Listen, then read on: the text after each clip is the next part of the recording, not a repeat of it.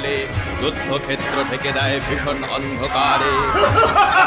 তবে মহামায়ার সঙ্গে মায়া যুদ্ধ করবে সে, যুদ্ধক্ষেত্র ঢেকে যায় আধারে।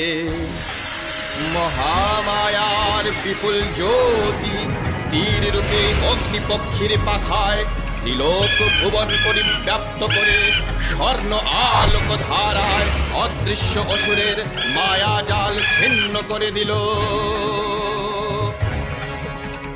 পুনরায় অসুর প্রকট হলো।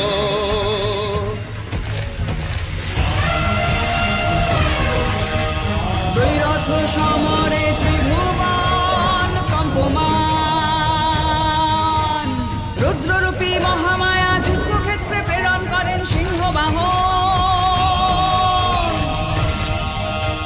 হস্তিরূপী মহিষাসুর ভয়ঙ্কর বৃহণে যুদ্ধে আসে।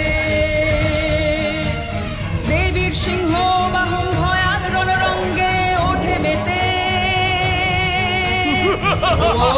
যুদ্ধ যুধান প্রবল যুদ্ধ।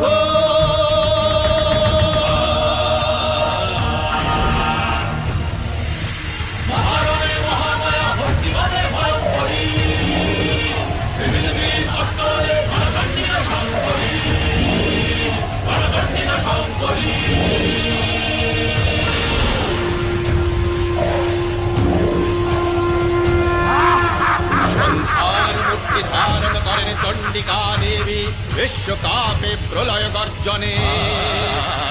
নিজ শক্তির পর্বত সমান অহংকারে অসুর ভীষণ গর্জনে ধেয়ে আসেন মহামায়ার পানে। প্রবল যুদ্ধ যুযুধান প্রবল যুদ্ধ।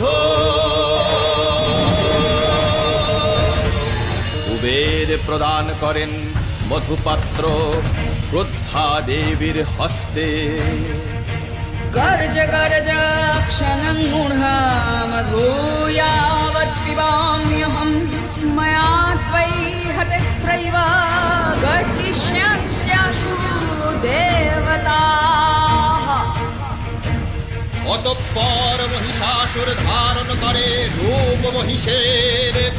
এবার দেবী বধ করবেন মহিষকে ভয়াল আক্রোশে। দেবী চণ্ডিকা সবেগে ধাবিত হন মহিষাসুরের পানে। এবার দেবী বধবেন প্রবল মহিষে। চতুর্দশ ভুবনে দারুণ ত্রাসে। মহামায়া ভয়ঙ্করী বিগ্রহ উল্লাসে। অপরিমিত গর্জনে অহং নাশে আসেন দেবী ঘোর বিক্রমে।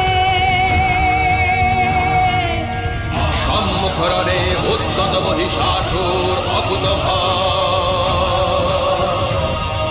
সমকরণে বিশ্বকম্পমান হরো হরো।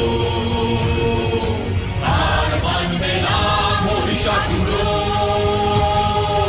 মহাযুদ্ধ যুদ্ধ প্রবল মহাযুদ্ধ যুদ্ধ প্রবল। মহিষাসুরের অন্তিম সময় আসন্ন। দেবী মহিষকে নিপাতিত করে বামপদের বৃদ্ধাঙ্গুষ্ঠ ধরেন চেপে তার মুখে। ত্রিশূলে বিদীর্ণ করেন তার প্রাণ। দেবী হন মহিষাসুর মর্দিনী। রূপং দেহি জয়ং দেহি যশো দেহি দিশো জহি। রূপং